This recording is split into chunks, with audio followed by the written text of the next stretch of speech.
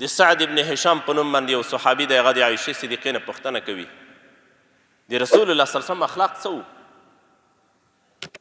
دا موږ ته بیان کا. الله قرآن کریم کې صفات کړي څه اخلاقو د رسول الله صلی الله علیه وسلم. دا مبارک ورته وایي الست تقرأ القرآن، ولې ته نه یې چې قرآن کریم لولې؟ هغه ورته وایي بلا، قرآن کریم خو لولم. عائشہ صدیقہ رضی اللہ تعالی عنہ ورته وایي بس قرآن کریم د رسول الله صلی الله علیه وسلم اخلاق وو. د ده اخلاق هوبهو قرآن کریم باندې عمل کول وو. نو که اوس موږ وغواړو چې د رسول الله صلی الله علیه وسلم اخلاق په ځانو کې پیدا کړو، قرآن کریم باندې عمل کوه.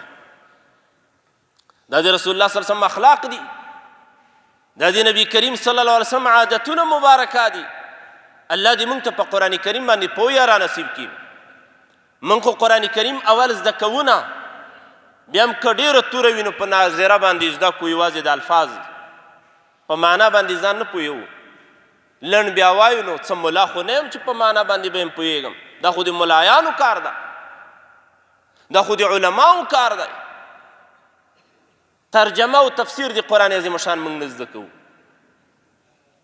او حال دا قرآن کریم الله یوازې علماو ته نه دی رالیږلی، ټول امت ته الله قرآن کریم رالیږلی. ټول به په دې باندې عمل کوو، ټول به زده کوو. بیا قرآن عظیم شان باندې زموږ عمل نشته.